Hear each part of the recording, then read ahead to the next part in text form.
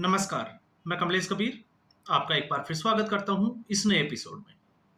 आज के इस एपिसोड में हम बात करेंगे एसआईआर को लेकर सुप्रीम कोर्ट में आज की सुनवाई में क्या हुआ।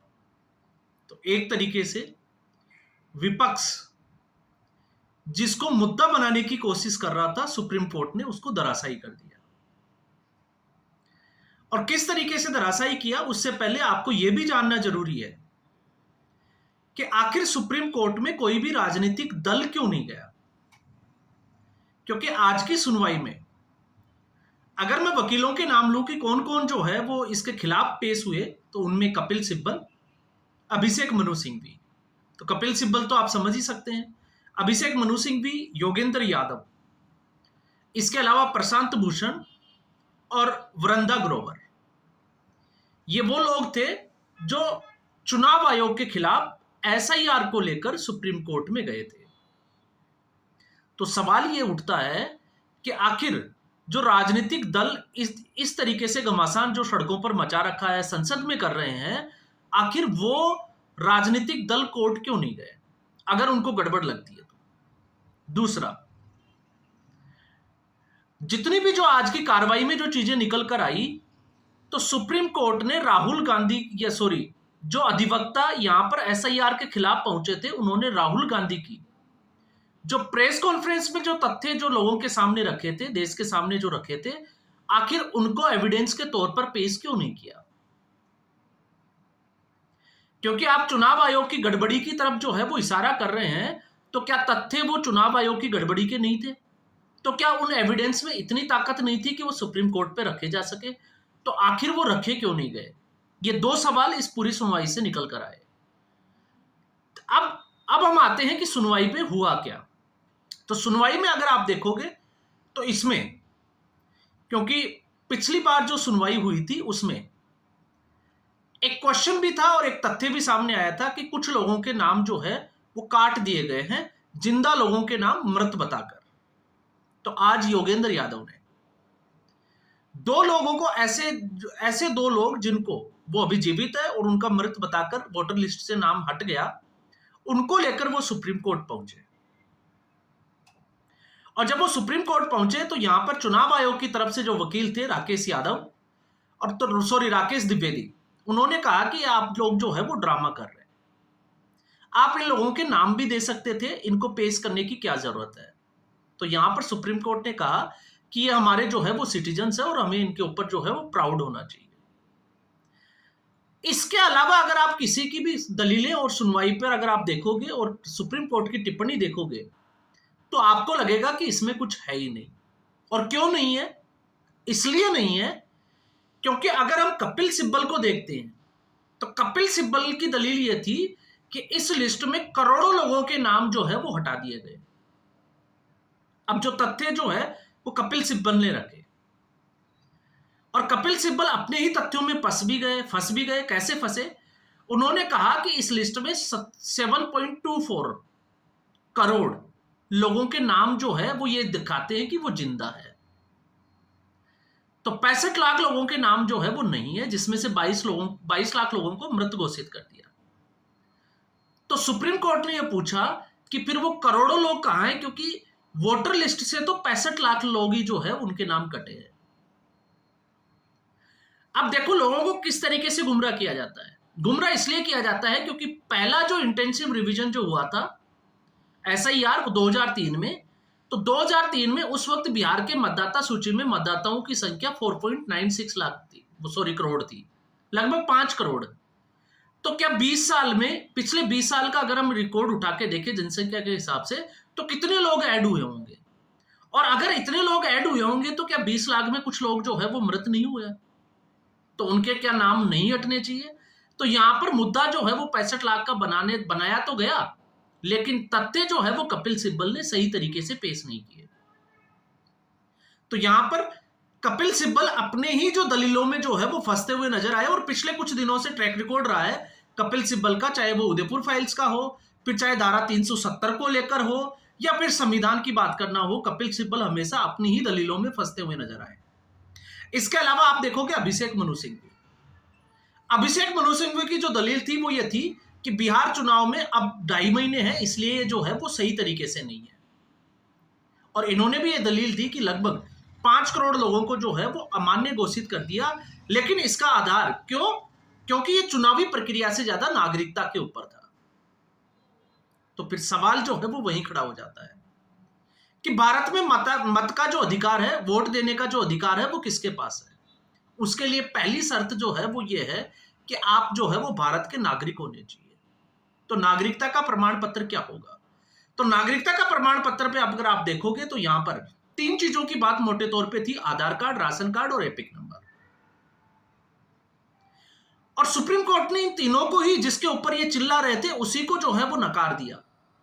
आपने देखा किस तरीके से आधार कार्ड बनते हैं, किस तरीके से राशन कार्ड बनाए जा सकते हैं। तो सुप्रीम कोर्ट ने भी ये माना कि ये तीनों चीजें जो है वो इस पे ये कहीं नहीं लिखा हुआ। क्यों? क्योंकि ये नागरिकता इससे कैसे साबित होगी, ये तो कहीं लिखा हुआ ही नहीं है। तो इन तीनों चीजों को आज सुप्रीम कोर्ट ने नकार दिया।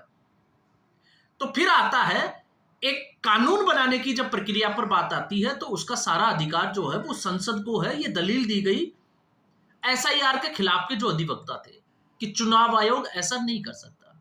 बट अगर आप देखोगे तो चुनाव आयोग एक ऑटोनोमस बॉडी है, और चुनाव आयोग की जो प्रक्रिया है जिसमें मत का अधिकार है, तो उसमें वो नागरिकता के लिए जो पहचान पत्र मांगेगा वो आपको दिखाना पड़ेगा। तो फिर लड़ाई किस चीज की थी? तो सुप्रीम कोर्ट में जिस तरीके से तथ्य पेश किए जा रहे थे, तो अगर हम यहां बात करते हैं 2003 से, तो 2003 से लेकर 2024-25 तक जितने भी नए मतदाता जुड़े हैं, उनको सिर्फ यह दिखाना है कि 2003 से पहले उनके जो माता पिता या किसी का उसमें पहचान पत्र या एपिक नंबर है या नहीं है। 2003 के बाद का नहीं, उससे पहले का। या फिर यह शो करना है कि वो भारत के नागरिक है, उससे संबंधित दस्तावेज क्या है। तो यहां पर जो बात निकल कर आई, वो बात यह निकल कर आई, जो चुनाव आयोग की तरफ से पेश हुए वकील थे वो ये कह रहे थे, क्योंकि यहां पर कोई एविडेंस नहीं दिया गया। ये आप पहले समझ लीजिएगा, जो एसआईआर के खिलाफ थे उनकी तरफ से कोई ऐसा सबूत एविडेंस नहीं दिया गया, सिर्फ 2 लोगों का दिया गया। और वो 2 लोग कौन थे?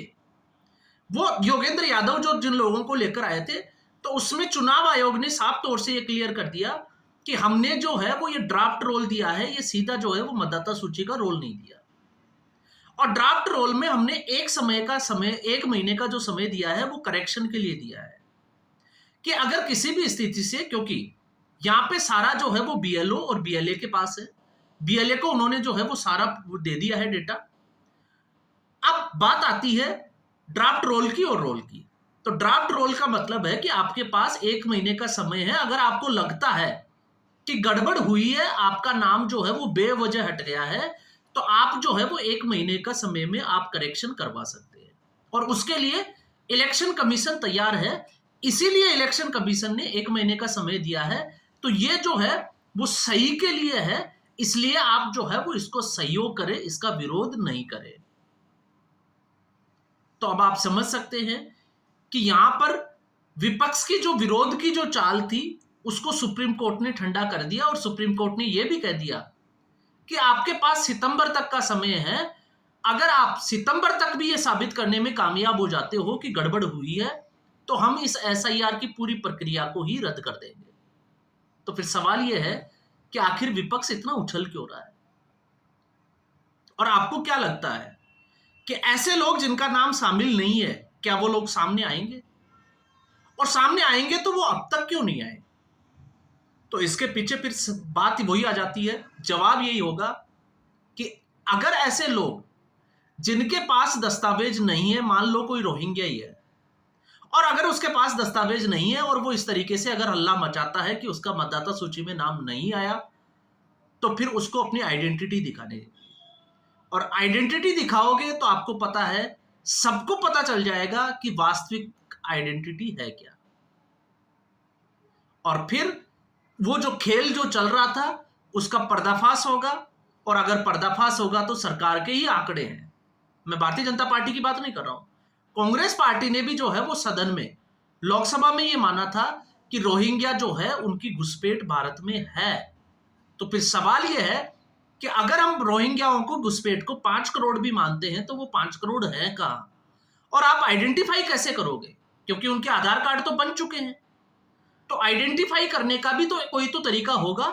इसलिए ये लोग जो है वो इसको बार बार सीएए और एनआरसी के साथ जोड़कर देख रहे हैं, और इसके अलावा विपक्ष के पास कुछ भी नहीं है।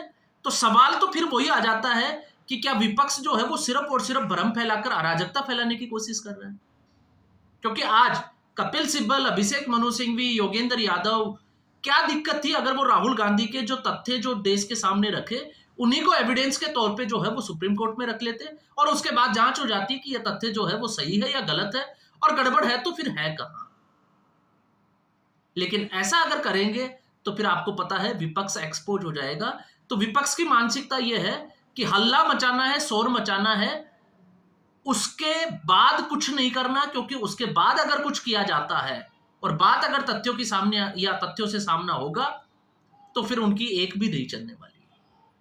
तो आज की सुनवाई से सुप्रीम कोर्ट ने विपक्ष को बोल दिया कि अब आप जो है वो अपने घर बैठिए, और इलेक्शन कमीशन ने भी ये कह दिया और सुप्रीम कोर्ट ने भी ये कह दिया कि अगर बिहार में ऐसा है तो और भी राज्यों में भी ऐसा होगा।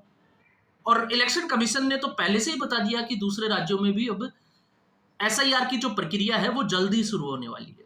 तो अगली टेंशन कांग्रेस और तेजस्वी यादव को तो छोड़िए, आज की सुनवाई के बाद ममता बनर्जी की भी नींद उड़ने वाली है, क्योंकि अगला नंबर पश्चिमी बंगाल का आने वाला है। तो आज के एपिसोड में बस इतना ही। उम्मीद करूंगा वीडियो एपिसोड आपको पसंद आया होगा। वीडियो को लाइक करें, शेयर करें, चैनल जरूर सब्सक्राइब करें। धन्यवाद।